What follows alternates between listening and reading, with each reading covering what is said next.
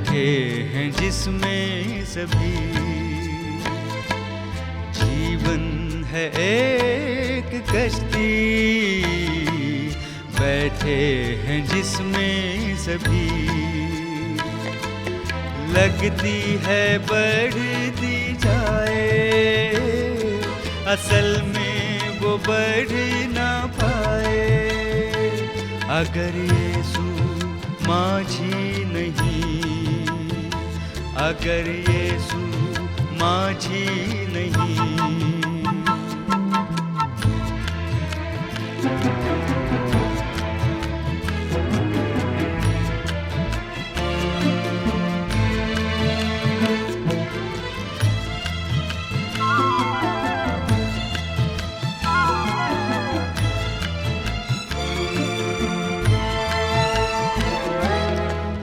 चाल आए तूफान आए, घबराए दिल ये मेरा। चाल आए तूफान आए, घबराए दिल ये मेरा। यीशु बनेगा तेरा सहारा, आज़मा ले तू उसको जरा। आज़मा ले तू उसको जरा। जीवन है एक कश्ती, बैठे हैं जिसमें सभी। लगती है बढ़ती जाए, असल में वो बढ़ ना पाए। अगर यीशु माझी नहीं, अगर यीशु माझी नहीं।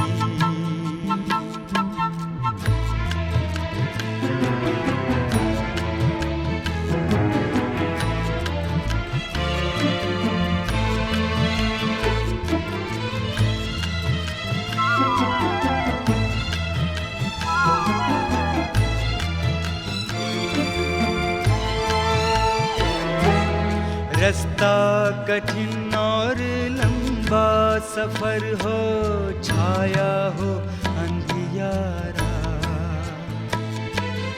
रास्ता कठिन और लंबा सफर हो, छाया हो अंधियारा।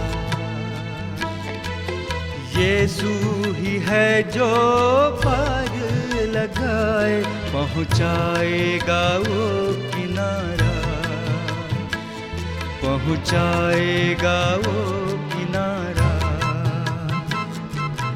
जीवन है एक कश्ती, बैठे हैं जिसमें सभी। जीवन है एक कश्ती, बैठे हैं जिसमें सभी। लगती है बढ़ती जाए, असल में वो बढ़ ना पाए। अगर यीशु माझी नहीं, अगर यीशु माझी नहीं, अगर यीशु माझी नहीं।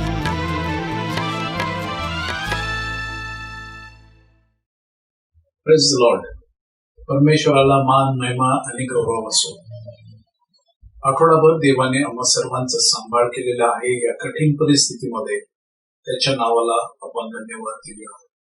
आज हॅपी सॅबथ होप चॅनल द्वारे आपण सर्वजण शाबा शाळेचा धडा ऑनलाईन शिकत असताना सर्वांचे प्रभू येशू ख्रिस्ताच्या नावामध्ये होप चॅनल द्वारे सर्वांचे मी मनापूर्वक स्वागत करतो.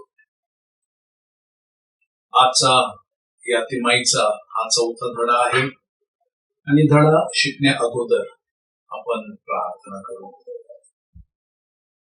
स्वर्गातील महान कृपाळू जिवंत परमेश्वरा, पुन्हा एक बार देवा दया गणना ही मौल्यवान संधी तू आम्हाला दिलेली आहेस. ऑनलाईन शाबा शाळा होप चॅनलद्वारे शिकण्याची मौल्यवान संधी. यावेळेस आम्ही पवित्र आत्म्याला आमंत्रित करतो आणि पवित्र आत्म्याद्वारे आम्हा सर्वांना या धड्याची समज दे, आध्यात्मिक वाढ कर. धडा शिकत असताना देवा तुझ्या पवित्र आत्म्याचा अभिषेक कर. तुझा गौरव या धड्याद्वारे करून घे. येशूच्या नावाने प्रार्थना करतो, आमेन. Praise the Lord. स्तुती आणि गौरव परमेश्वराचे असो. आम्हा सर्वांना घरी बसून धडा शिकण्याची मौल्यवान संधी देवाने दिलेली आहे, म्हणून आपण त्याचे आभार मानूया. या आठवड्याचा जो धडा आहे फार उत्तम असा धडा आहे. प्रार्थनेचे सामर्थ्य हा मथळा आहे. प्रार्थनेचं सामर्थ्य, याच्यामध्ये सामर्थ्य आपल्याला केव्हा येतं? ज्या वेळेला आपण दुसऱ्यांसाठी मध्यस्थीची प्रार्थना करतो. सुवर्ण वचन आहे याकोब याचा 5वा अध्याय आणि 16वं वचन आहे. यास्तव तुम्ही निरोगी व्हावे म्हणून आपली पातके एकमेकांजवळ कबूल करून एकमेकांसाठी प्रार्थना करा. धार्मिकतेची प्रार्थना कार्य करण्यात फार प्रबळ अशी असते. या ठिकाणी आम्हा सर्वांना आरोग्याची गरज आहे, नाही का? कोरोना व्हायरस सर्वेकडे चालू आहे आणि त्यामध्ये परमेश्वराने आम्हाला आरोग्यदायी ठेवावं ही आमची सर्वांची इच्छा आहे. आम्ही यासाठी काय केलं पाहिजे? आमची पातके एकमेकांजवळ कबूल केलं पाहिजे आणि एकमेकांसाठी प्रार्थना केली पाहिजे, असे याकोबामध्ये 5वा अध्याय आणि 16व्या वचनामध्ये आम्हाला सांगितलेलं आहे. प्रार्थनेचे सामर्थ्य, दुसऱ्यांसाठी मध्यस्थीची आम्हाला गरज आहे. दुसऱ्यांसाठी प्रार्थना करण्यासाठी आम्हाला गरज आहे. नवीन करारातील जी मंडळी होती त्यांना प्रार्थनेची गरज याची समज झाली होती आणि त्यांनी प्रार्थना केल्यावर ज्या जागेमध्ये ते जमले होते ती जागा पवित्र आत्म्याने अशी भरली होती आणि सर्वांवर पवित्र आत्मा उतरलेला आहे. आणि मग ते देवाचे वचन धैर्याने बोलू लागलेले आहेत, असं प्रेषित 4:31 मध्ये आम्हाला सांगितलं आहे. पवित्र आत्मा आला आणि ज्या जागेवर ते होते त्या जागेवर ते फिरलेले आहेत, घाबरलेले आहेत. परिस्थिती त्यांची घाबरहट अशी झालेली आहे. पण त्या ठिकाणी ज्यावेळेस आत्मा त्यांच्यावर आला, एक गोष्ट घडलेली आहे प्रियानो. त्यांना धैर्य आलेलं आहे आणि सुवार्थ जगामध्ये पसरण्यासाठी त्यांना धैर्य आलेले आहे. शिष्यांनी केवळ स्वतःसाठी प्रार्थना केली नाही, आशीर्वाद मागितला नाही स्वतःसाठी.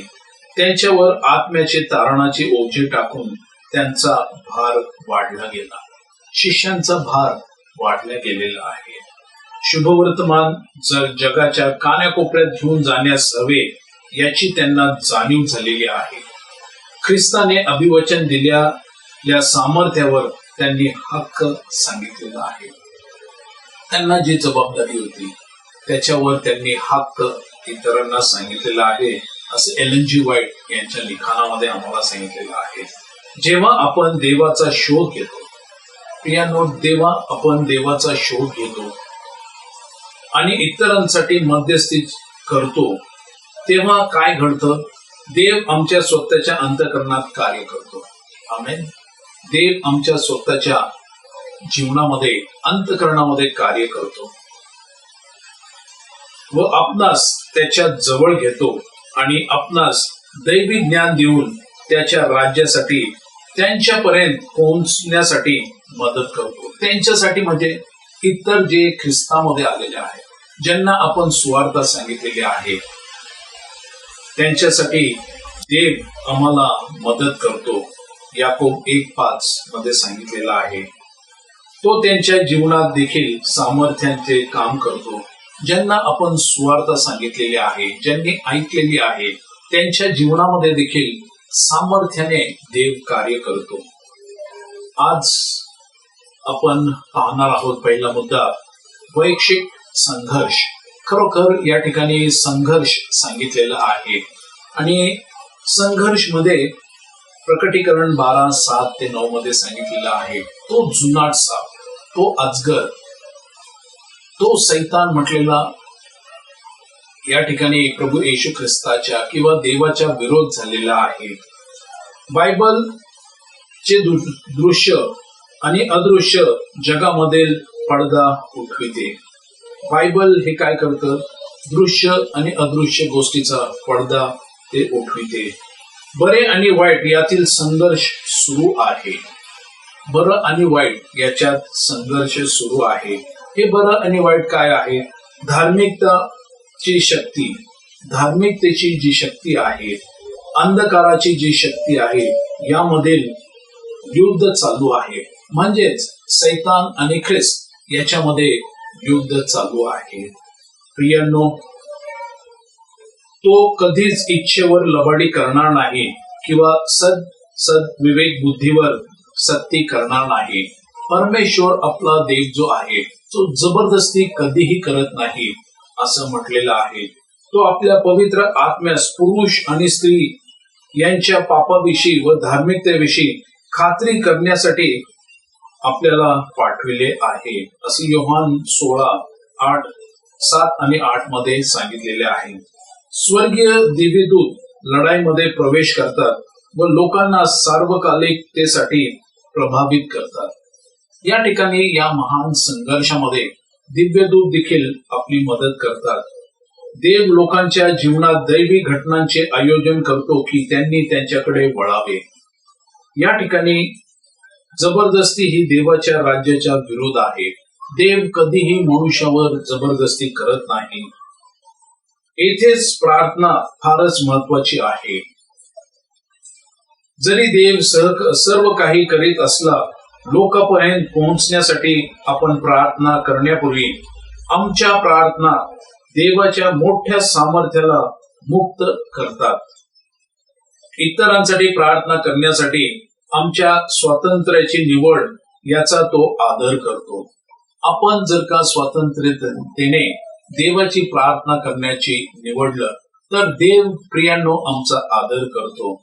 या ठिकाणी परंतु तो इतरांसाठी अधिक करतो जेव्हा आपण त्यांच्यासाठी प्रार्थना करतो. देव आम्हाद्वारे कार्य करतो, इतरांसाठी अधिक करतो केव्हा? ज्या वेळेला आम्ही त्यांच्यासाठी प्रार्थना करतो. या ठिकाणी मिसेस एलन जी व्हाईट म्हणतात, या विधानावर बारकाईने विचार करा. हा देवाच्या योजनेचा एक भाग आहे की विश्वासाच्या प्रार्थनेला उत्तर म्हणून असा देव देतो. जर आपण मागितले नाही तर तो देणार नाही. मत्ती 7:7 मध्ये म्हटलेलं आहे, मागा म्हणजे तुम्हाला दिले जाईल, ठोका म्हणजे उघडले जाईल, शोधा म्हणजे तुम्हाला मिळेल. आणि खरोखर या महान संघर्षामध्ये आपले झगडणे रक्ता मांसाबरोबर नाही. आपले झगडणे दुष्ट आत्म्याबरोबर आहेत, अधिपतींबरोबर आहेत. आणि हाच जो महान संघर्ष आहे. आणि या संघर्षामध्ये आपण प्रार्थनेशील असलं पाहिजे. ते त्यांच्या जीवनामध्ये दैवी आशीर्वादाचे प्रवाह वाहू देतो. त्यांच्यासाठी प्रार्थना करण्यासाठी देव आमच्या निवडीचे आदर करतो आणि त्यांच्यातर्फे अधिक सामर्थ्यपणा हे करतो. या ठिकाणी म्हटलेलं आहे की मध्यस्थीच्या प्रार्थनेच्या विषयाची हाताळणी करीत असताना आपण नम्र हे ओळखले पाहिजे की आम्हास देवाची कार्य करण्याची पद्धत पूर्ण समजत नाही, परंतु यामुळे आपण प्रार्थना जो आशीर्वाद देते त्या प्रवेश करण्यासाठी कधीच थांबू नये. आम्हासाठी व इतरांसाठी आपण प्रार्थना करत असलं पाहिजे. सोमवारचा मुद्दा आहे येशू प्रबळ मध्यस्थ आहे. परमेश्वर हा प्रबळ आहे आणि तो आपल्यासाठी प्रार्थना करत आहे. आज आपण पाहणार आहोत की या ठिकाणी येशूचे जीवन हे त्याच्या पित्याबरोबर सतत दैवी संपर्कात होते. आज आपण देखील प्रियांनो राहत असताना आपलं जीवन देखील प्रभू येशू ख्रिस्तासारखं दैवी शक्तींबरोबर आपला संपर्क असला पाहिजे. येशूने स्वर्गाचा हेतू साध्य करण्यासाठी दैवी सामर्थ्याची प्रार्थना केली. स्वर्गाचा हेतू काय होता की येशू ख्रिस्ताला पित्याने पाठवलं होतं, कामगिरी दिली होती. ती कामगिरी येशू ख्रिस्ताने पूर्ण केली आणि येशू ख्रिस्त सतत आपल्या पित्यावर अवलंबून होता, प्रार्थना करत होता. पवित्र आत्म्याने त्याच्या पित्याची इच्छा पूर्ण करण्यासाठी त्याला अधिकार दिला होता. मग ते कुष्ठरोग बरे करणे असो, दुष्ट आत्मे काढणे असो, किंवा कुठलीही गोष्ट असो, बरे आणि वाईट याच्यातील लढाईमध्ये प्रार्थना हे नरकाच्या शक्तीला मागे हटविण्याची प्रबळ हत्यार आहे. आणि या ठिकाणी आपण पाहतो की ज्या वेळेस प्रभावीपणाने आत्मे जिंकणारे पुरुष व स्त्री यांचे जीवन प्रार्थनामय होते, येशूने पेत्रासाठी नाव घेऊन प्रार्थना केलेली आहे. येशूला माहिती होतं की पेत्र हा अडचणीमध्ये येणार आहे. येशूला माहिती होतं पेत्र त्याला नाकारणार आहे आणि ही गोष्ट सर्व पेत्राला येशू ख्रिस्ताने सांगितलेली आहे. या ठिकाणी त्याने पेत्राला पूर्ण आश्वासन दिले की त्याच्या मोठ्या मोहाच्या काळात पेत्राला मोठं मोह येणार होतं आणि ही कल्पना येशू ख्रिस्ताने पूर्ण दिली. तो त्याच्या प्रार्थना करिता राहील.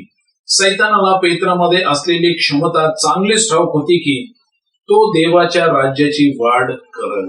हे सैतानाला माहिती होतं.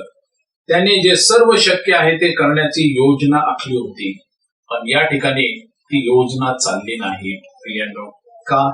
येशू ख्रिस्त मध्यस्थीची प्रार्थना करत होता. येशू ख्रिस्त हा प्रबळ मध्यस्थ आहे. पेत्रचा ख्रिस्ती मंडळी मधील सकारात्मक प्रभावाचा नाश होईल असं सैतानाला वाटत होतं, परंतु या सर्व मोहामध्ये येशू पेत्रासाठी प्रार्थना करीत होता आणि प्रभूच्या प्रार्थनेचे उत्तर देखील मिळालेले आहे. ही किती चित्तथरकारक वास्तविकता ओळखण्यासाठी आहे की तारणारा आम्हासाठी देखील प्रार्थना करतो. आपण देवाचे आभार मानूया. तारणारा देखील आम्हासाठी प्रार्थना करतो. मंगळवार, पाऊलाच्या मध्यस्थीच्या प्रार्थना. इथे देव मध्यस्थी करत होता. तो पेत्रासाठी त्यांनी प्रार्थना केलेली आहे. जे लोक दूधग्रस्त व्यक्ती होत्या, त्या ठिकाणी 5,000 भोजन दिलेले आहे. त्या ठिकाणी त्या भोजनावर येशू ख्रिस्ताने काय केलेलं आहे? प्रार्थना केलेली आहे. आणि खरोखर आज आपण देखील प्रार्थनेशील असलं पाहिजे. पाऊलाच्या मध्यस्थीच्या प्रार्थना. या ठिकाणी पाऊल देखील ज्यावेळेस त्याचं जीवन सौला मधून पाऊल झालेलं आहे, त्याचं जीवन बदली झालेलं आहे. प्रार्थना करणारा तो झालेला आहे. मध्यस्थीची प्रार्थना बायबल प्रमाणे आहे. त्याच्या संपूर्ण सेवा कार्यामध्ये पाऊलाने त्याच्या सुवार्तेचा प्रसार सेवेद्वारे स्थापित झालेल्या मंडळामधून ज्यांचा नवीन पालट झाला होता, या ठिकाणी ज्यांचा नवीन पालट झाला होता त्यांच्यासाठी पाऊलाने प्रार्थना केली. आज या धड्यामध्ये आपण या मुद्द्यामध्ये पाऊलाने जशी मध्यस्थीची प्रार्थना केलेली आहे, त्याच्या मंडळीच्या वाढीसाठी, प्रत्येक नवीन सभासदासाठी पाऊलाने प्रार्थना केलेली आहे. त्याने प्रार्थना केल्यामुळे काहीतरी घडले आणि त्याने जर प्रार्थना केली नसते तर घडले नसते. या ठिकाणी लेखक म्हणत आहे, जरी तो त्याच्या प्रियजनांपासून वेगळा झाला होता, त्याने हे ओळखले की जर त्याने एकमेकांसाठी प्रार्थना केली तर हृदयाने एकत्र येतील. या ठिकाणी पाऊलाची एफिस येथील विश्वासणाऱ्यांसाठी प्रार्थना उल्लेखनीय अशी आहे. पाऊलाची एफिस येथील विश्वासणाऱ्यांसाठी प्रार्थना आपलं लक्ष वेधी करणारी अशी आहे. देवाने त्यांना ज्ञान आणि आध्यात्मिक तीव्र विवेकी दृष्टी द्यावी म्हणून प्रार्थना केली की त्यांच्याद्वारे तो त्यांची मने दैवी सत्याकडे प्रकाशित करू शकेल आणि त्यांना सार्वकालिक जीवनाची आशा मिळालेली आहे. पाऊलाच्या मध्यस्थीच्या प्रार्थनेने प्रार्थना केली की त्याच्या जीवनामध्ये त्यांना देवाच्या मोठ्या सामर्थ्याचा अनुभव यावा. हा देव इतका सामर्थ्यशाली आहे, इतका प्रबळ आहे. त्याने येशूस मरणातून उठविले, ही आशा या मध्यस्थीच्या प्रार्थनेने त्यांना दिलेली आहे. अशी घटना जी त्यांच्यामध्ये त्यांच्या सार्वकालिक जीवनाच्या आशेचा पाया होती. त्याची प्रार्थना विश्वासणाऱ्यांना याची आठवण करून देते की ख्रिस्ताच्या वतनाच्या वैभवी संपत्ती केवढी आहे आणि त्याचे वतन आमचे आहे. त्याची जी संपत्ती आहे ती आमची आहे, त्याचं वतन जे आहे ते आमचं आहे. खरोखर पौलाच्या मध्यस्थीची प्रार्थना फार महत्वाची होती. त्याच्या मंडळीसाठी, स्थापन केलेल्या मंडळीसाठी पौल प्रार्थना करत असते. माझी इच्छा आहे तुमच्यामध्ये जी ख्रिस्ताची प्रीती आहे ती वाढवली पाहिजे. ख्रिस्ताचा दिवस येऊपर्यंत त्यांची प्रीती वाढली पाहिजे, असं पौलाचं म्हणणं होतं. देवाचे गौरव व स्तुती व्हावे म्हणून येशू ख्रिस्ताच्या द्वारे जे नीतिमत्वाचे फळ त्यांनी तुम्हामध्ये दिसून आले पाहिजे. बुधवार, अदृश्य शक्ती कार्य करते.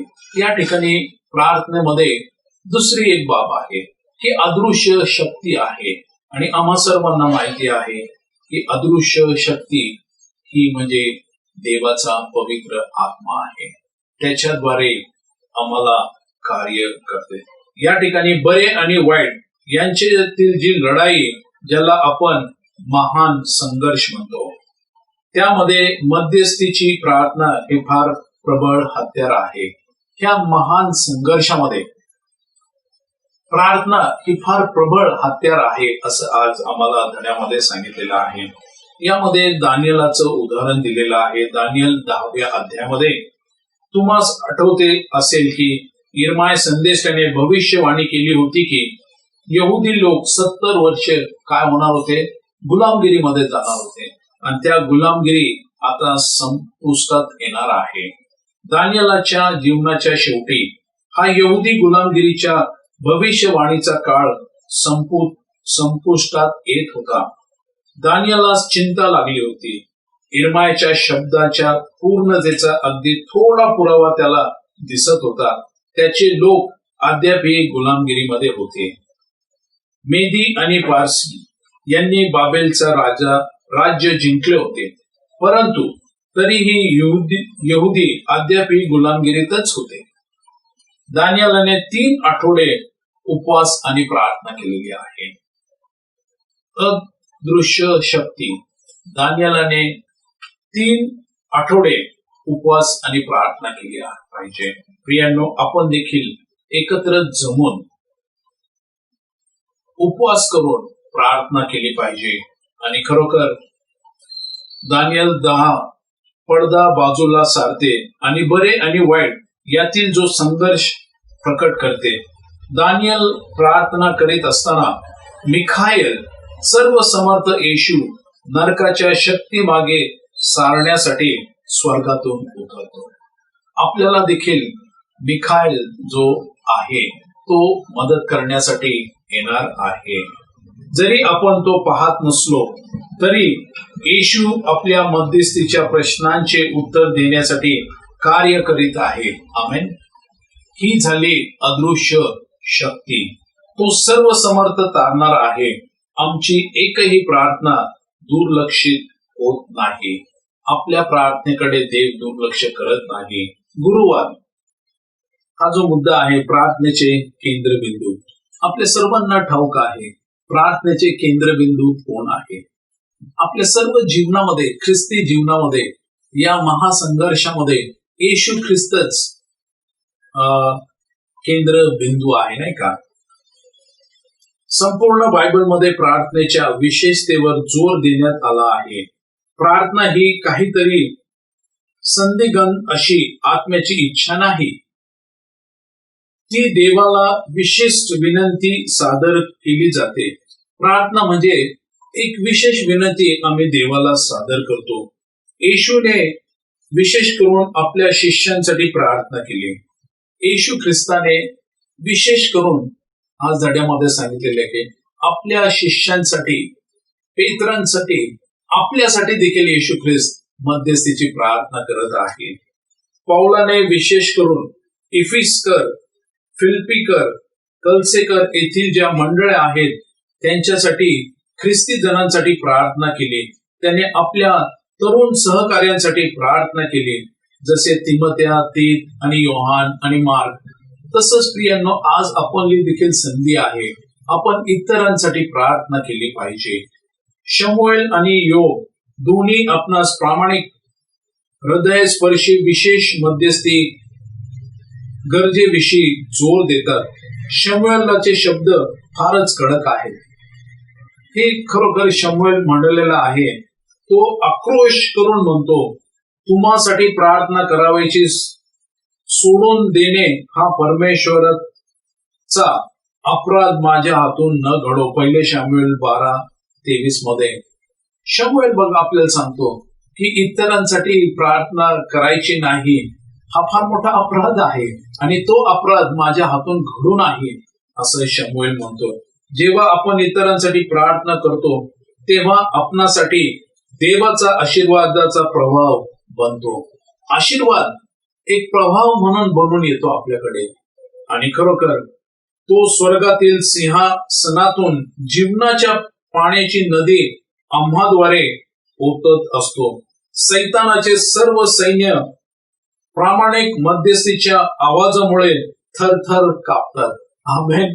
प्रार्थनेमुळे सैतान देखील आणि त्याचे सैन्य थर कापतात. एलन जी व्हाईट प्रार्थनेच्या सामर्थ्याचे वर्णन या विशेष शब्दात करतात.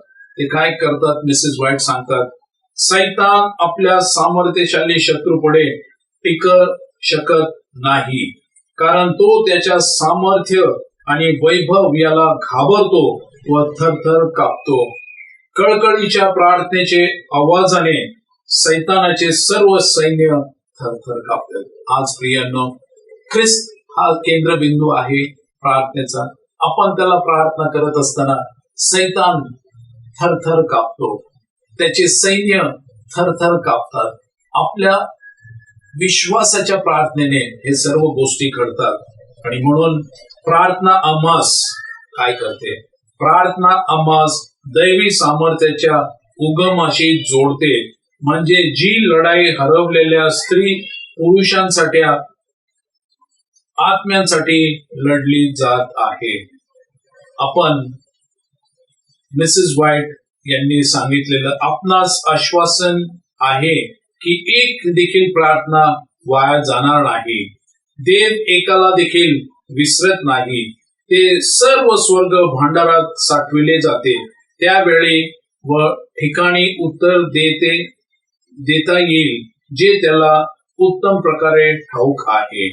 विश्वासाची प्रार्थना कधीच निष्फळ होत नाही, परंतु त्याच्यावर हक्क सांगण्यासाठी तिचे नेहमीच उत्तर दिले जाईल.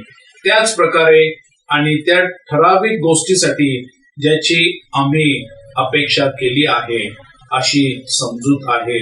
Elon G White, testimonies for the church, volume 1, पान 231 मध्ये आपल्याला सांगितलेले आहे. आपण आपल्या पती किंवा पत्नीसाठी मध्यस्थी करीत असताना हे आपणास कोणते प्रोत्साहन देते? तसेच आपले पुत्र आणि कन्या, नातेवाईक, मित्र आणि कामदार, सहकारी ज्यांना ख्रिस्त ठाऊक नाही, आपण ज्यांच्यासाठी प्रार्थना करतो त्यात कदाचित आम्हास ताबडतोब उत्तर मिळाले पाहावयास मिळणार नाही, परंतु देव त्यांच्या हृदयावर कार्य करीत आहे. ते कशा प्रकारे करणार? आपणास केवळ सार्वकालिक जीवनातच ते कळणार आहे. आज प्रियांनो, या धड्यामध्ये आपण शिकलेलो आहोत की इतरांसाठी प्रार्थना करणे किती महत्वाचे आहे. यास्तव तुम्ही निरोगी व्हावे म्हणून आपली पातके एकमेकांजवळ कबूल करून एकमेकांसाठी प्रार्थना करा. धार्मिकताची प्रार्थना कार्य करण्यात प्रबळ आहे. आमेन. प्रार्थना करू. सर्वसमर्थ आमच्या जिवंत परमेश्वरा, धडा शिकण्याची मौल्यवान संधी तू आम्हाला दिलीस. खरोखर आम्ही देवा, हे जे मोठं शस्त्र प्रार्थना तू आम्हाला दिलेली आहे, ज्याने सैतान देखील थरथर कापतो, ती प्रार्थना आम्ही रोज करावी. कधीही आमच्या जीवनामध्ये प्रार्थनेसाठी आम्ही कंटाळलो नाही. जर का कंटाळलो तर सैतानाचा विषय होतो. म्हणून देवा, आजच्या धड्याबद्दल उपकार मानतो आणि आम्हाला प्रार्थनेशील कर. येशूच्या नावामध्ये प्रार्थना करतो. आमेन.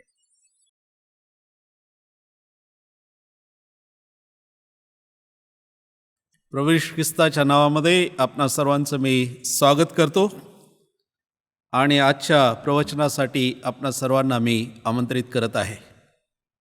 प्रभू येशू ख्रिस्ताचं नाव घेताच आपल्या जीवनाला एक प्रकारचं वेगळं वळण लागतं, एक प्रकारची आशा निर्माण होते आणि आनंद आपल्या जीवनामध्ये निर्माण होतो. यास्तव आजचं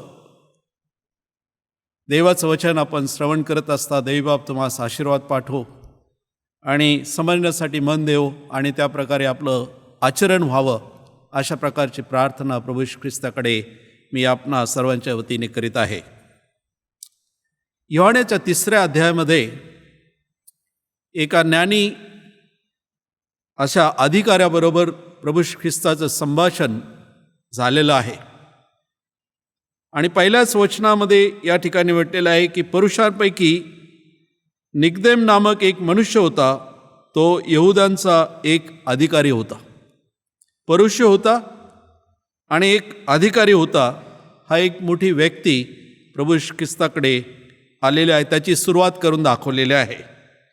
तो रात्री त्याचकडे येऊन त्याला म्हणाला, गुरुजी, आपण देवापासून आलेले शिक्षक आहात हे आम्हास ठाऊक आहे, कारण ही चिन्हे आपण करता ती देव त्याच्याबरोबर असल्या वाचून कोणाच्याही करवणार नाही. पुरुषी प्रभू येशू ख्रिस्ताकडं रात्रीच्या वेळेस येतो. अधिकारी आहे, शिकलेला आहे, आपण ते पुढे बघणार आहोत. परंतु तो प्रभू येशू ख्रिस्ताकडे येऊन, तुम्ही एक उत्तम शिक्षक आहे, देवापासून आलेला आहे, अशी कबुली त्याने प्रभू येशू ख्रिस्ताला दिलेली आहे. कारण प्रभू येशू ख्रिस्ताचे महान चमत्कार, देवाचं त्याचं बोलणं, या सर्व गोष्टीकडे लक्ष देत असतं. तो म्हणतो, देवापासून आल्या वाचून हे कुणाला करवायचं नाही. त्याच्या मनाची, त्याच्या ज्ञानाने त्याची खात्री करून दिलेली आहे की ख्रिस्त हा देवपुत्र आहे, देवापासून आलेला आहे. परंतु प्रभू येशू ख्रिस्ताने त्याला या ठिकाणी स्वतःविषयी मान्य करून घेण्याऐवजी त्याला वेगळ्या रीतीने उत्तर दिलेलं आहे. ते आपण 3ऱ्या ठिकाणी बघतो, 3ऱ्या वचनामध्ये बघतो. येशूने त्याला म्हटले, मी तुला खचित सांगतो, नव्याने जन्मल्या वाचून कोणालाही देवाचे राज्य पाहता येत नाही. आता या ठिकाणी निकदेमक एक अधिकारी पुरुषी प्रभू येशू ख्रिस्ताकडे रात्री गुपचूप आलेला आहे आणि त्याला कबुली दिलेली आहे की तुम्ही देवापासून आलेले आहात आणि म्हणूनच असं कार्य तुम्ही गुरुजी करत आहात. परंतु ख्रिस्ताने देवाच्या राज्याची ओळख किंवा आमंत्रण त्याला एका वेगळ्या अनुभवातून देण्याचा प्रयत्न केलेला आहे. आणि तो म्हणजे म्हटलेला आहे, येशूने त्याला म्हटले, मी तुला खचित सांगतो, नव्याने जन्म झाल्या वाचून कोणालाही देवाचे राज्य पाहता येत नाही. आता या ठिकाणी आपण लक्षामध्ये घेतलं पाहिजे की प्रभू येशू ख्रिस्त वैयक्तिकरित्या एका मोठ्या व्यक्तीला बोलत आहे आणि प्रभू येशू ख्रिस्ताने असे पुष्कळ वेळा असे मार्ग अवलंबलेले आहेत की अशा परिस्थितीमध्ये त्याने विचार करून, लोकांशी संभाषण करून देवाचा राज्याचं महात्म्य सांगितलेलं आहे. दुसरं एक उदाहरण देखील त्याच पुस्तकामध्ये 4थ्या अध्यायामध्ये एका शम्रोनी स्त्रीचं देखील दिलेलं आहे की ज्यावेळेस त्या विहिरीवरती दुपारच्या वेळेला प्रभू येशू ख्रिस्त तिला भेटला, त्यावेळेला प्रभू येशू ख्रिस्ताचं आणि तिचं दोघांमध्ये संभाषण झालेलं आहे आणि प्रभू येशू ख्रिस्ताने दैवी राजाची महिमा, देवाचं गौरव आणि ख्रिस्त कोण आहे याची ओळख त्या संभाषणातून करून दाखवली आणि तिचे पाप तिला दाखवण्यात आली. परंतु तिला त्या ठिकाणी त्यांनी पापी किंवा दोषी म्हणून ठरवलं नाही, परंतु सांगितलं की जा आणि लोकांस सांग. असो की या ठिकाणी निकदेमाला भेटल्यानंतर आपण बघतो हे संभाषण आपण जे बघितलेलं आहे योहानाच्या 3ऱ्या अध्यायाने 10व्या वचनामध्ये वेगळ्या रीतीने सांगितलेलं आहे. येशूने त्याला उत्तर दिले, तू इस्रायल लोकांचा गुरु असून या गोष्टी तुला समजत नाही काय. अर्थात मधल्या ओव्यांमध्ये आपल्याला या ठिकाणी समजून येईल. जर आपण घरी असाल त्यावेळेला तुम्ही 3रा अध्याय वाचाल. आपल्या वेळेअभावी मी तुम्हाला पुढे नेण्याचा प्रयत्न करत आहे की तो ज्ञानी असताना त्याने स्वतः प्रभू ख्रिस्ताला प्रश्न केला की निकोदेम त्याला म्हणाला, म्हातारा झालेला मनुष्य कसा जन्मेल? त्याच्याने मातेच्या उदरास दुसऱ्यांदा जावेल असा जन्म घेवेल काय? येशूने त्याला उत्तर दिले की मी तुला खचित सांगतो, पाण्यापासून व आत्म्यापासून जन्मला वाचून कोणालाही देवाच्या राज्यात प्रवेश करता येत नाही. अर्थात हा ज्ञानी असल्यामुळे त्यांनी एक साहजिकच मार्मिक असं उत्तर दिलेलं आहे की म्हातारा झालेल्या व्यक्तीस आईच्या रुद्रात पुन्हा जाऊन जन्म घेवेल काय? मग प्रभू ख्रिस्ताने पुन्हा त्यांना एक आध्यात्मिक दृष्टीने समजवण्याचा प्रयत्न केला की येशूने उत्तर त्याला दिले व तुला खचित सांगतो, पाण्या वाचून व आत्म्या वाचून कोणालाही देवाच्या राज्यात प्रवेश करता येत नाही. म्हणजे देवाच्या राज्याची महिमा किंवा जाण्याचा मार्ग त्या ठिकाणी एका अनुभवातून गेल्याखेरीज तुम्हास येणार नाही, असं निकोदेमाला त्या ठिकाणी त्यांनी एकटून सांगितलेलं आहे. परंतु 10व्या वचनामध्ये ज्यावेळेस येतो त्यावेळेस प्रभू ख्रिस्त त्याला म्हणतो की येशूने त्याला उत्तर दिले, तू इस्रायल लोकांचा गुरु असून या सर्व गोष्टी तुला समजत नाही काय? अर्थात या ठिकाणी प्रभू ख्रिस्ताने निकोदेमाला या वाक्याद्वारे, ह्या प्रश्नाद्वारे असं समजून दिलेलं आहे की जर आपण ज्ञानी असू, हुशार असू, आपणा सर्व गोष्टी काही अवगत असतील, गुरु आहे, तू गुरु आहे म्हटलेला, शिकलेला आहे, परंतु त्या शिक्षणाद्वारे स्वर्गाच्या राज्याचं महात्म्य समजणार नाही किंवा स्वर्गामध्ये तुला जाता येणार नाही. म्हणजे किती चांगल्या रीतीने प्रभू ख्रिस्ताने या ठिकाणी त्याला समजून सांगितलेलं आपल्याला या ठिकाणी कळून चुकणार आहे. पुढे पौल देखील या वचनाची पुष्टी करतो. 1 कोरिंथ याचा 2रा अध्याय आणि 14व्या वचनामध्ये पौल आपल्याला या ठिकाणी सांगत आहेत. 1 कोरिंथ याचा 2रा अध्याय आणि 14व्या वचनामध्ये प्रभू ख्रिस्त या ठिकाणी त्याला सांगायचे की दैहिक मनुष्य देवाच्या आत्म्याच्या गोष्टी स्वीकारत नाही. म्हणजे जो जगिक मनुष्य आहे, दैहिक आहे, देहजन्म त्याने घेतलेला आहे, त्याला म्हटलेलं आहे की तो देवाच्या आत्म्याच्या गोष्टी स्वीकारत नाही. म्हणजे त्याला अर्थात डायरेक्ट ज्याला म्हटलेलं आहे की तो बरोबर त्याला बोलला नाही की तू दैहिक आहे, तुला या गोष्टी समजणार नाही. परंतु पौलाचं उदाहरण या ठिकाणी दिले की जो दैहिक आहे, ज्याचा दैवी स्वभाव नाही, अशा मनुष्याला देवाच्या आत्म्याच्या गोष्टी स्वीकारता येत नाही. आणि म्हणून ख्रिस्ताने जे त्याला म्हटलेलं आहे की या ठिकाणी तू जरी ज्ञानी असला तुला या गोष्टी समजत नाही का? आणि पौलाने वेगळ्या रीतीने सांगितलेलं आहे की दैहिक मनुष्य देवाच्या आत्म्याच्या गोष्टी स्वीकारत नाही. अर्थात देवाचे राज्य हे कसं मिळवता येईल हे या संभाषणामध्ये प्रभू ख्रिस्त निकोदेमाला समजून सांगत आहे, हे आपण लक्षामध्ये घेतलं पाहिजे. कारण या सत्यामुळे नवीन जन्म जो आहे खालील या 3 गोष्टींवरती अवलंबून आहे. आता प्रभू ख्रिस्ताने नवीन जन्माची त्याला इंट्रोडक्शन ज्याला म्हटलेलं आहे की ओळख करून दिलेली आहे की नवीन जन्म हा काय आहे. कारण प्रभू ख्रिस्ताने स्वतः सांगितलं की नव्याने जन्मला वाचून आणि पाण्याने आणि आत्म्याने तुझा बाप्तिस्मा झाल्याखेरीस तुला प्रभू ख्रिस्ताच्या राज्यामध्ये जाता येणार नाही, हे प्रभू ख्रिस्ताने सांगितलेलं आहे. परंतु ह्या ज्या गोष्टी आहेत त्या खालील बाबीवरती कशा अवलंबून आहेत किंवा नाही हे आपल्याला या ठिकाणी कळून चुकेल. पुष्कळ वेळेला आपल्याला वाटतं की मनुष्याकडे जर पुस्तकी ज्ञान असेल किंवा ते आम्हाला समजणार नाही किंवा ते आम्हाला शिकता येणार नाही, कारण निकोदेम हा उच्च शिक्षणिक होता. आपल्याला जगी ज्ञान असेल, पुस्तकी ज्ञान असेल, तर त्याद्वारे स्वर्गाच्या राज्यात आपल्याला जाता येणार नाही. ही पहिली गोष्ट आपण समजून घेतली पाहिजे. आपण किती ज्ञानी असू, किती हुशार असू, किती उच्च शिक्षित असू, परंतु त्याद्वारे स्वर्गाच्या राज्यात जाण्याचा मार्ग मोकळा होत नाही, हे आपल्याला या ठिकाणी या संभाषणावरून समजून घेतलं पाहिजे. दुसरी जी बाब आहे की मंदिराचे जे क्रियापाठ आहे, क्रियाक्रम आहेत, ज्या आपण जे सेवा आहेत, मंदिराच्या ज्या सेवा आहेत, या सर्व केल्याद्वारे आपण स्वर्गात जाऊ असाही त्याचा भाग नाही, असं प्रभू येशू ख्रिस्त या ठिकाणी समजून सांगत आहे.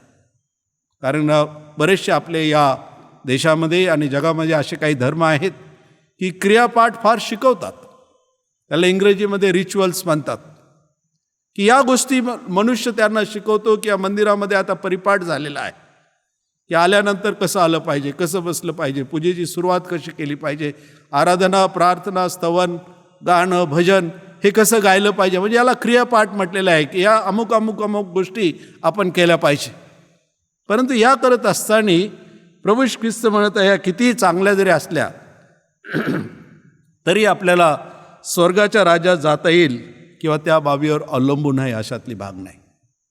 ही दुसरी बाब झाली. आणि तिसरी जी बाब आहे की आपण कुठल्याही सभासदाचे किंवा मंडळीचे, पंथाचे ज्या शिकवणी आपल्याला घालून दिल्या असतील त्याद्वारेही आपल्याला नवीन जन्म घेता येणार नाही, हे लक्षामध्ये घेतलं पाहिजे. म्हणजे प्रभू येशू ख्रिस्तांनी या 3 ज्या बाबी आहेत एका वाक्यामध्ये त्याला निकोदेमाला या ठिकाणी समजून सांगण्याचा प्रयत्न केलेला आहे. म्हणजे स्वर्गाचं राज्य काय आहे, नवीन जन्म काय आहे, आत्म्याने जन्मणं काय आहे, हे प्रभू येशू ख्रिस्ताने निकोदेमाला आपल्या सुरुवातीच्या संभाषणामध्ये किंवा बोलण्यामध्ये या ठिकाणी सांगण्यात आलेलं आहे. मग अर्थात प्रश्न साहजिकच आपल्या मनामध्ये येतो की नवीन जन्म काय आहे, नवीन जन्म ही बाब काय आहे. नवीन जन्म म्हणजे दैहिक स्वभावाचे परिवर्तन होणे.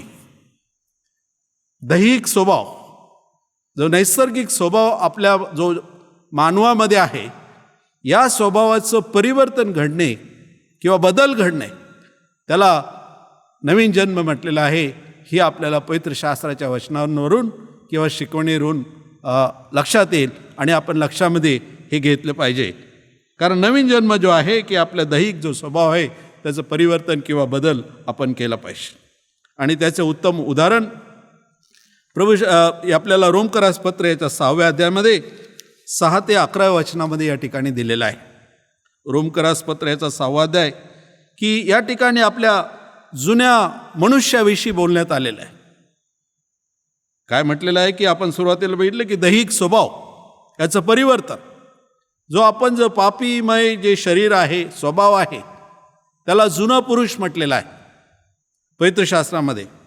आणि या ठिकाणी 6व्या अध्याय 6 ते 11 मध्ये आपल्याला या ठिकाणी असं म्हटलेलं आहे की आपल्याला असे समजते की आपले जुने मनुष्यपण त्याचबरोबर वधस्तंभावरती खिळले गेले आहे. म्हणजे आपलं जे शरीर, जे पापीमय शरीर आहे, जुनाट पुरुष ज्याला म्हटलेलं आहे, ते आपण वधस्तंभावरती प्रभू येशू ख्रिस्ताबरोबर खिळलेलं आहे. पुढे म्हटलेलं आहे, असे की पापमय शरीर नष्ट होऊन आपण पुढे पापाचे दास्य करू नये. म्हणजे आता किंवा पौल या ठिकाणी अधिक प्रकाश टाकत आहे की जे आपण पापी आहोत, या पापापासून आपण बाहेर येऊन त्याचे दास्य करू नये किंवा त्याचा आपण दास होऊ नये, गुलाम होऊ नये. नवीन जन्माविषयी या ठिकाणी त्यांनी आपल्याला स्पष्ट रीतीने सांगितलेलं आहे. पुढे आपण ख्रिस्ताबरोबर मेलो व त्याचबरोबर जिवंत होऊ नये राहू असा आपला विश्वास आहे. वधस्तंभावरती जसा ख्रिस्त आपल्यासाठी खिळला गेला, त्या प्रकारे आपण ख्रिस्ताबरोबर खिळले गेलो. हे आपण तत्व लक्षामध्ये घेतलं पाहिजे.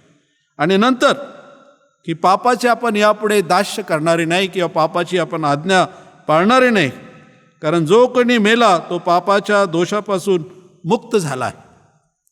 म्हणजे नवीन जन्माची जी व्याख्या आहे किंवा अधिक त्याचं स्पष्टीकरण पौल या रोमकराच्या पत्रामध्ये 6व्या अध्यायामध्ये आपल्याला सुरुवातीपासून या ठिकाणी देत आहे की आपण पापाचं दास्य झुगारून लावलेलं आहे. पापाची सत्ता आपल्यावर राहत नाही, कारण आपण ख्रिस्ताबरोबर वधस्तंभावरती खिळले गेलेलो आहे. आपण ख्रिस्ताबरोबर मेलो व त्याचबरोबर जिवंत होऊ नये राहू असा आपला विश्वास आहे. आपणास ठाऊक आहे की मेलेल्यातून उठविलेला ख्रिस्त पुढे मरत नाही, त्याचवर पुढे मरणाची सत्ता नाही. कारण ख्रिस्त ज्यावेळेस वधस्तंभावरती टांगल्यानंतर मरण पावला, आपले पाप त्याने घेतले आणि त्यानंतर ख्रिस्ताला मरण नाही, कारण मरणाची सत्ता त्यावरती नाही. हे आपण लक्षामध्ये घेतलं पाहिजे. कारण तो मेला, तो पापाला एकदाच मेला, तो जगतो, तो देवाला जगतो असं या ठिकाणी म्हटलं. आणि 11 वचन, तसे तुम्ही स्वतःच पापाला मेलेले आणि ख्रिस्त येशूमध्ये देवाला जिवंत झालेले असे आहात. म्हणजे नवीन जन्माचं जे स्पष्टीकरण आहे पौलाने उत्तम रीतीने प्रियजनो आपल्याला या ठिकाणी दाखवून दिलेलं आहे की नवीन जन्म हे काय, की आपलं जे जुनं शरीर, जुनी चालीरीती, दैहिक स्वभाव याला ख्रिस्ताबरोबर त्या वधस्तंभावरती आपण खेळलेला आहे आणि आपण त्यापुढे पापामध्ये कदापि जगणार नाही आणि आपण पापाला मेलेलो आहोत, दैहिक स्वभावाला मेलेलो आहोत हे लक्षामध्ये घेतलं पाहिजे. इफिस 4 आणि 22 म्हटलेलं आहे की जो जुना मनुष्य त्याचा तुम्ही त्याग करावा म्हटलेला आहे. जुना मनुष्य म्हणजे जी आपली पापी वृत्ती जी आहे, पापात आपण जन्मलेलो आहोत. ज्यावेळेस आदाम आणि हव्याने सुरुवातीला पाप केलं तो संपूर्ण शाप संपूर्ण या सृष्टीवरती आला असताना जो कोणी जन्मास येतो तो देखील पापी म्हणूनच जन्मास येतो. आणि म्हणून पौल पुन्हा इफिसकराच्या पत्रामध्ये म्हणतो की जो जुना पापी मनुष्य त्याचा तुम्ही त्याग करावा म्हटलेला आहे. म्हणजे त्या जीवनाचा, पापी जीवनाचा तुम्ही त्याग करावा हा एक नवीन जन्माचा अर्थ आहे. आपल्याला या ठिकाणी समजू चुकेल की का जुन्या मनुष्याच त्याच्या कृतीसुद्धा काढून टाकले आहे म्हटलेलं आहे. जुनी जी व्यक्ती आहे, जुना मनुष्य आहे, पापी व्यक्ती आहे, त्याच्या कृतीसह त्याला काय केलेलं आहे, काढून टाकलेला आहे.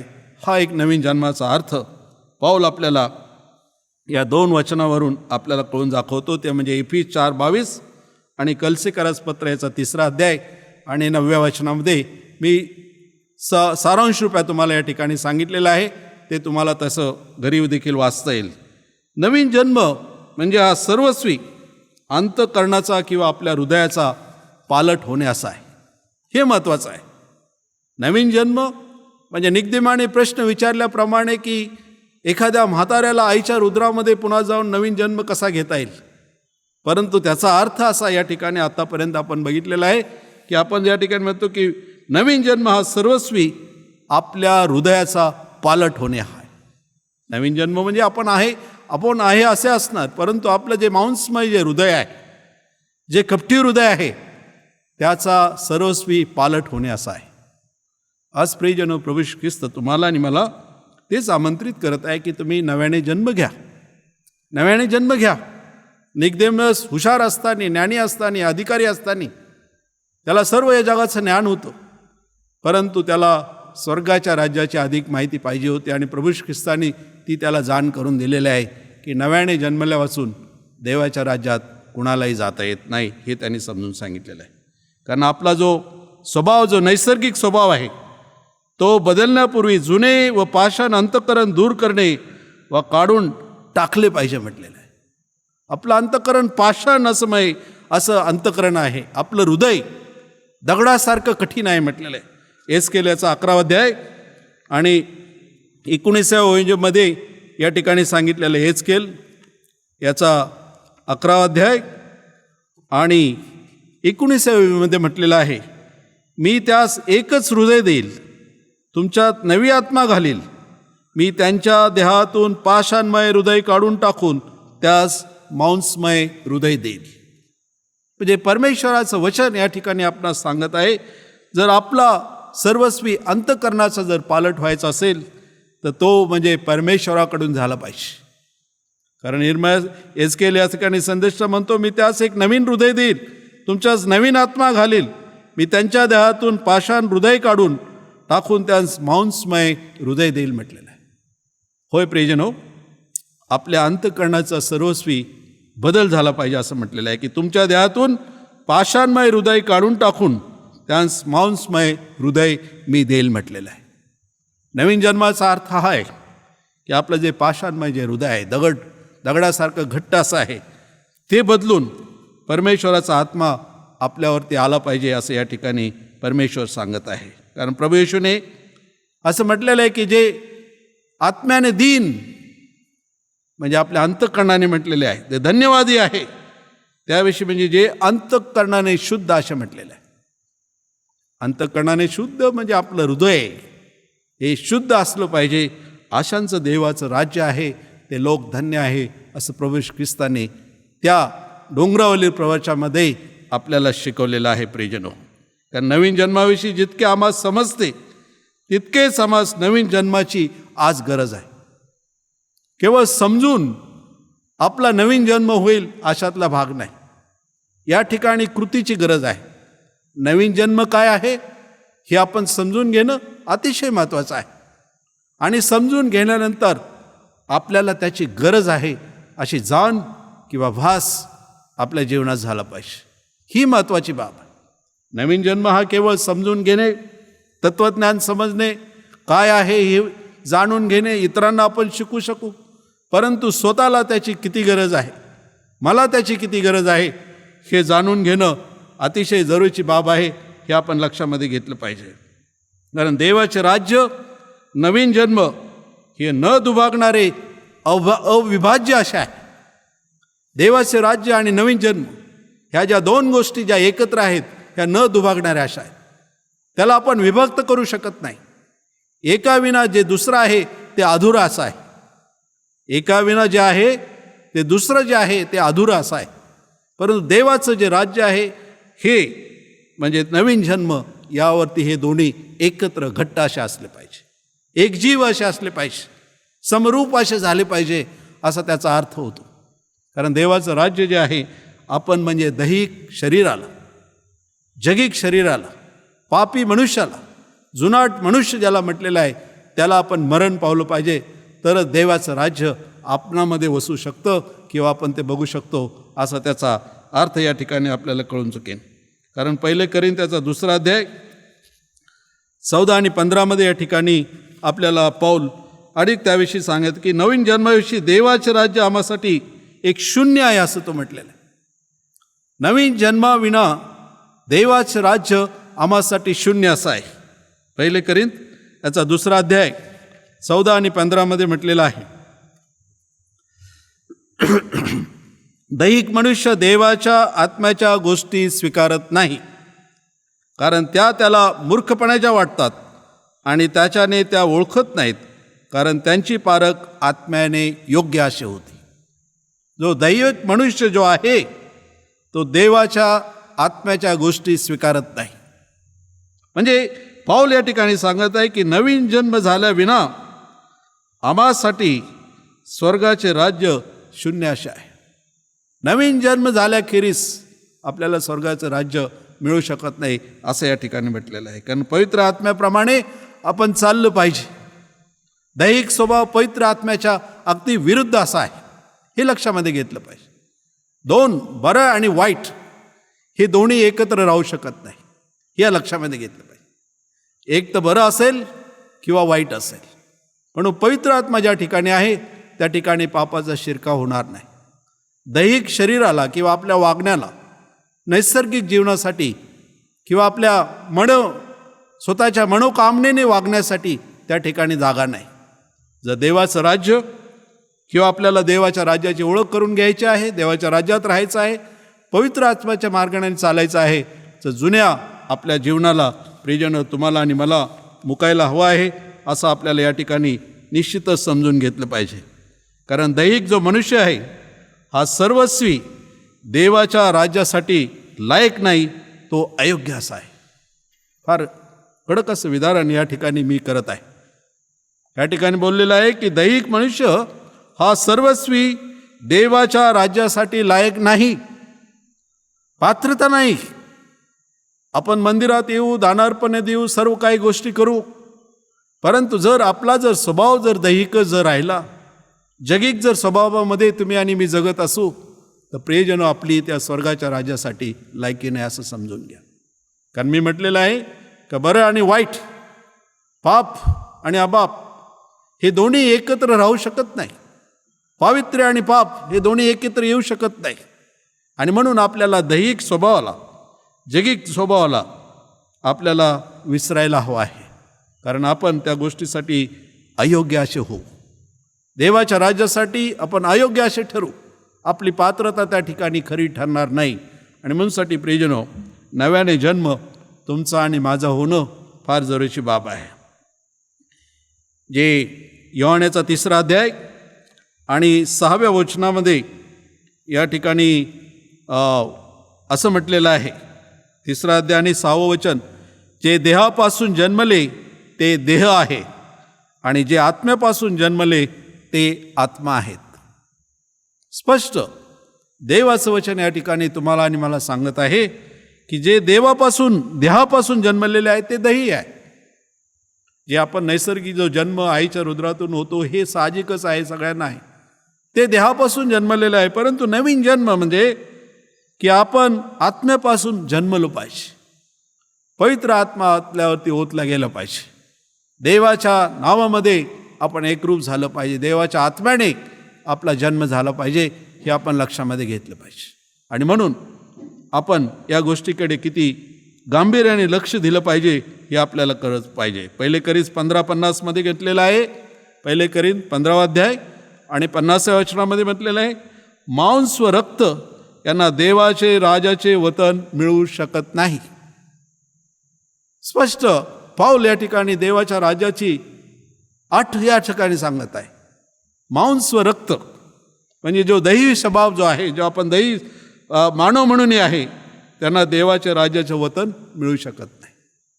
कारण जगासाठी दैवी स्वभावासाठी प्रियजनो आपल्याला स्वर्ग नाही, असं देवाचं वतन नाही या ठिकाणी म्हटलेलं आहे. उत्पत्ती 6 अध्याय आणि 11व्या वचनामध्ये म्हटलेलं आहे की त्या काळी देवाच्या दृष्टीने पृथ्वी भ्रष्ट झाली म्हटलेलं आहे. म्हणजे ज्या वेळेला जी नोहाच्या काळामध्ये जी गोष्ट घडलेली आहे, जलप्रलय आला त्यापूर्वी म्हटलेलं आहे की त्या काळी देवाच्या दृष्टीने दृष्टी भ्रष्ट झाली आणि सर्व मांसमयीचे मार्ग भ्रष्ट झालेले म्हटलेलं आहे. मांसमय याचा अर्थ की लोक दैहिक झाले.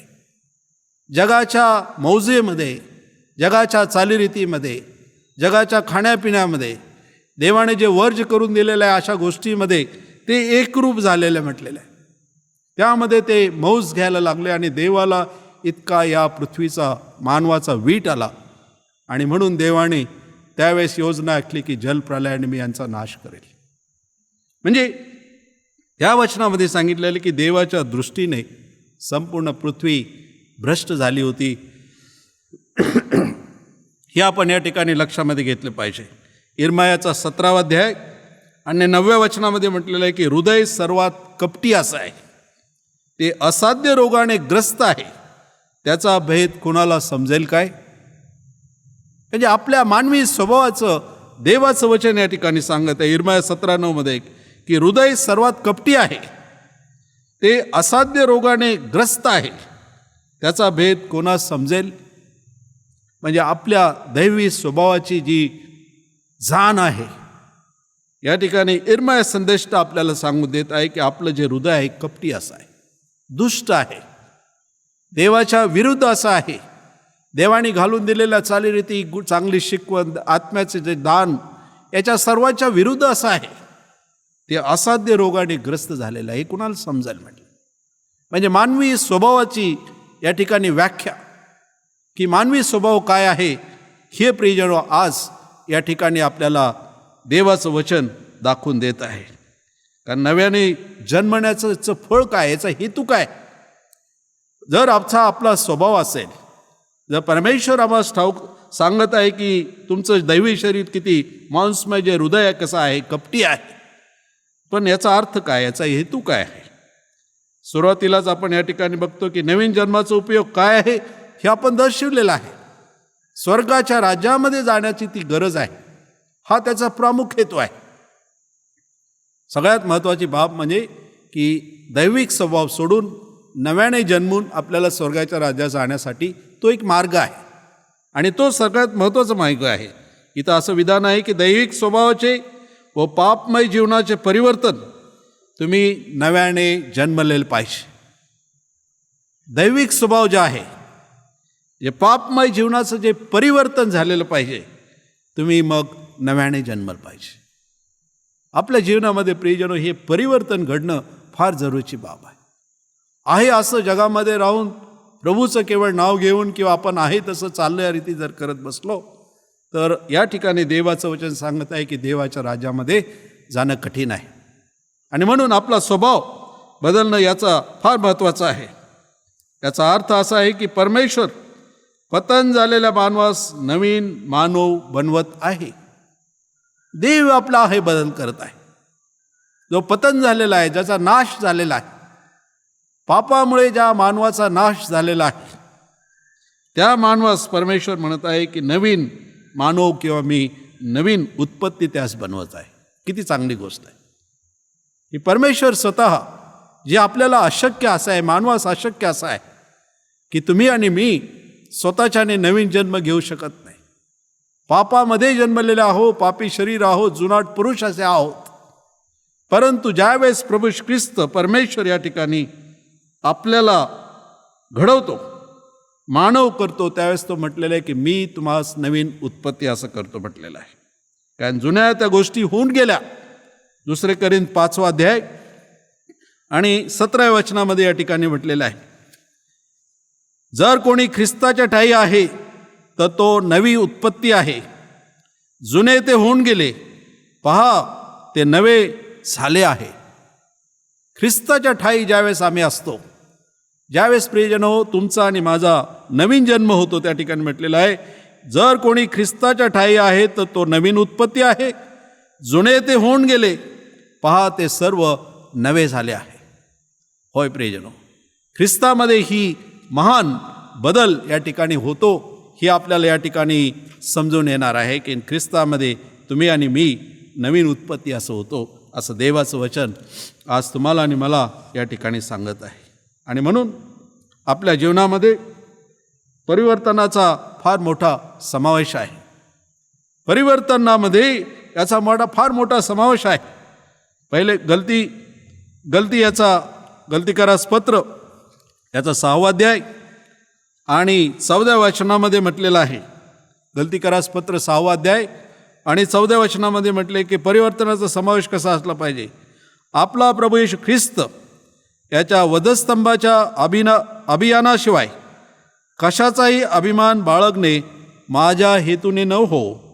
त्याच्याद्वारे जग मला व मी जगाला वधस्तंभावरती खिळलेले आहे. पौल या ठिकाणी एक तत्वज्ञान आपल्याला या ठिकाणी सांगत आहे.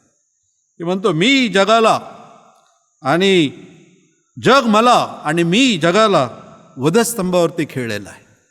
याचा अर्थ काय की मी जगाला सोडून दिलेला आहे, जगाला मी सोडलेलं आहे, मी जगाचा आता बिलकुल राहिलेला नाही. माझ्यामध्ये सर्वस्वी परिवर्तन घडलेलं आहे किंवा घडवून घेतलेलं आहे आणि मी वधस्तंभावरती खेळलेलो आहे म्हटलेलं आहे. या प्रकारे माझा प्रभू ख्रिस्त खेळलेला आहे, त्याच्याबरोबर मी खेळलेला आहे. म्हणजे स्वतःच्या आध्यात्मिक जीवनाची पातळी गाठण्यासाठी, उंच नेण्यासाठी स्वतःला वधस्तंभावरती प्रियजनो आपण खेळलं पाहिजे, असा त्याचा अर्थ या ठिकाणी म्हणतो. की ज्यावेळेस जर आमच्यामध्ये जर होत असेल तर एफिसकरास पत्र याचा 4 अध्याय आणि 11 वचनामध्ये या ठिकाणी म्हटलेलं आहे. एफिसकरास पत्र याचा 4 अध्याय आणि 29 वचनामध्ये म्हटलेलं आहे. एफिस 4:29 तुमच्या तोंडावते कोणतेही अमंगळ भाषण न निघो, तर गरजेप्रमाणे आध्यात्मिक उन्नती करता जे काही उपयुक्त तेच मात्र निघो, यासाठी की त्याने करून तुम्ही ऐकणाऱ्यास कृपादान प्राप्त व्हावे. ज्यावेळेस आपलं परिवर्तन होतं त्यावेळेस आपल्या मुखावाटे या ठिकाणी म्हटलेले की नवीन भाषा निघायला सुरुवात होते. नवीन भाषा म्हणजे तीच भाषा, परंतु जे शब्द आपल्या तोंडातून कधी निघत नव्हते, आशीर्वादाचे कृपादानाचे शब्द लोकांना मिळत नव्हते, परंतु अमंगळ शब्द या ठिकाणी म्हटलेले आहे. वाईट विचार, असभ्यता बोलण्याचं, शिवीगाळ, लोकांना शाप देणे, अशा प्रकारचे अमंगळ असे विचार तुमच्या तोंडातून न निघो म्हटलेलं आहे. तर गरजेप्रमाणे आध्यात्मिक उन्नती करता जे काही उपयुक्त तेच मात्र निघो. म्हणजे आपल्याला परमेश्वर जर परिवर्तन जर झालं तर एक प्रकारचं नवीन भाषा आपणामध्ये निर्माण होते, हे आपण लक्षामध्ये घेतलं पाहिजे. जे ऐकणारे आहेत त्यांना एक प्रकारचं कृपादान वाटलं पाहिजे, त्यामध्ये त्यांना समाधान वाटलं पाहिजे, देवाच्या राज्याचे त्यांना जाणीव झाली पाहिजे, हे लक्षामध्ये घेतलं पाहिजे. 1 कोरिंथ 6:14-18 म्हटलेलं आहे की तुमचे शरीर ख्रिस्ताचे एक अवयव असं आहे. मोठा परिच्छेद आहे, तुम्ही वाचा. 14-18 1 कोरिंथ 6:14-18 म्हटलेलं आहे की तुमचे शरीर ख्रिस्ताचे अवयव आहे. म्हणजे जी मंडळी म्हटलेलं आहे, देवाचे जे लोकगण म्हटलेले आहे, आपण त्याचे ख्रिस्ताचे अवयव बनलेलो आहोत. म्हणजे सर्व अवयव एका कार्यासाठी मनुष्याला जिवंत व्यवस्थित राखण्यासाठी कार्य करतं. त्या प्रकारे तुमचं आणि माझं जीवन ख्रिस्ताला आवडणारं आणि कार्य करणारं असलं पाहिजे असं या ठिकाणी म्हटलेलं आहे. कारण एक रोम 6:16-17 म्हटलेलं आहे की तुमचा एक नवीन व्यवसाय असा तयार होतो. म्हणजे आपला जो व्यवसाय जे व्यापारी म्हटलेला आहे की एक धंदा सोडून आपण दुसरा धंदा स्वीकारतो. म्हणजे या ठिकाणी व्यापार म्हणजे जगिक व्यापाराविषयी बोललेले नाही, परंतु या ठिकाणी रोम 16:17 म्हटलेलं आहे 6 आज्ञापालनाकरता समर्पण आणि नीतिमत्व. म्हणजे अशा प्रकारची जी गोष्ट आहे तुमच्यामध्ये बदल घडविते असं या ठिकाणी म्हटलेलं आहे. 6वा अध्याय या सर्वाखेरीस जिच्या योगे ज्या दुष्टाचे सर्व जळते बाण तुम्हाला विझवता येतील ती विश्वासरूपी ढाल धरून तुम्ही उभे राहा म्हटलेलं आहे. देवामध्ये तुम्ही खंबीर असं उभं राहा असं आपल्याला देवाचं वचन या ठिकाणी प्रियजन आज सांगत आहे. आणि ते कशासाठी?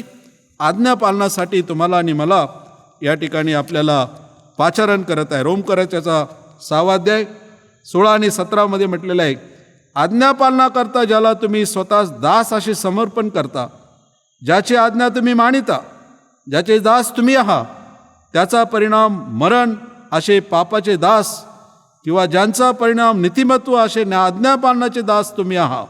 हे तुम्हाला ठाऊक नाही काय? तुम्ही पापाचे दास होता, तरी ज्या शिकवणीच्या पदरी तुम्हाला बांधिले तिच्याप्रमाणे तुम्ही मनापासून वागणूक केली म्हटलेले आहे. म्हणजे आपण जे पापाचे दास होतो त्यापासून आपली सुटका होऊन 16व्या वचनामध्ये म्हटल्याप्रमाणे तुम्हाला आज्ञापालनासाठी स्वतःस दास असे समर्पण केले आहे. म्हणजे परमेश्वराने स्वतः आपल्याला त्याचा दास करून आज्ञापालनासाठी केलेला आहे. आणि जुन्या आज्ञाभंगासाठी आपण ते पापाला मरण पावलेलं आहोत. आता आपण पापाचे दासी नाहीत, परंतु आज आपण देवाचे दास होतो असं या ठिकाणी म्हटलेलं आहे. आणि हा एक सगळ्यात महान असा हेतू किंवा मुद्दा आपण लक्षामध्ये जर घेतला की आपण देवाचे दास होणं जरुरीची बाब आहे. कारण नवीन रोमकरास पत्राचा 8वा अध्याय आणि 16 आणि 17 देखील या ठिकाणी म्हटलेलं आहे. 14 ते 16 म्हटलेलं आहे जितक्यांदा देवाचा आत्मा चालवितो ते देवपुत्र आहेत. कारण पुन्हा भीती बाळगावी असा दासपणाचा आत्मा तुम्हास मिळाला नाही. जर ज्याच्या योगे आपण अबा बापा अशी हाक मारतो असे दत्तकपणाचा आत्मा मिळाला आहे, तो आत्मा स्वतः आपल्या आत्म्याबरोबर साक्ष देतो की आपण देवाची लेकरं आहोत म्हटलेलं. किती हे परिवर्तन झाल्यानंतर प्रियजनो आपण देवाची लेकरं बनतो असं या ठिकाणी म्हटलेलं आहे. ज्यावेळेस आपलं स्वतःचं परिवर्तन होतं त्यावेळेस आपण काय म्हटलं की जितक्याने देवाचा आत्मा चालितो ते देवपुत्र झालेले आहेत. ज्यावेळेस आपला नवीन जन्म होतो, आपल्या अंतःकरणाचं परिवर्तन होतं, त्यावेळेस प्रियजनो तुम्ही आणि मी देवपुत्र आणि देवकन्या होतो असा अर्थ या ठिकाणी पाऊल आपल्याला सांगत आहे. आणि हे परिवर्तनाचा सगळ्यात महत्त्वाचा मुद्दा आपण लक्षामध्ये घेतला पाहिजे. आणि आज देवाची तीच इच्छा आहे की देवाचा आत्मा तुम्हाला आणि आज मला चालवतो का, हा प्रश्न आपण आपल्या मनामध्ये विचारला पाहिजे. देवाचा आत्मा आमच्यामध्ये वस्ती करतो का, आमचं परिवर्तन झालेलं आहे का, हा प्रश्न आपण लक्षामध्ये घेतलेला आहे. कारण आपण आता देवपुत्र आणि कन्या झालेलो आहोत असं देवाचं वचन सांगत आहे. कारण दत्तकपणाचा हक्क तुम्हाला आणि मला मिळालेला आहे. ही एक चांगली बाब आहे की न आपण आता जगाचे पुत्र न राहता देवाचे दत्तक पुत्र झालेला आहो असं या वचनावरून आज आपल्याला कळत आहे. ज्यावेळेस आपण कुणाच्या दत्तक ज्यांचा झालेला आहे त्याचे सर्वस्वी संपत्ती, त्याच्या सर्व गोष्टीचा आपण काय होतो, वाटेकरी होतो. आपण एक प्रकारचं काय होतो त्याचं म्हटलेलं आहे की आपण एक प्रकारचे वाटेकरी होतो. आपला हक्क त्याच्यावरती बनतो, त्या संपत्ती आपली होते.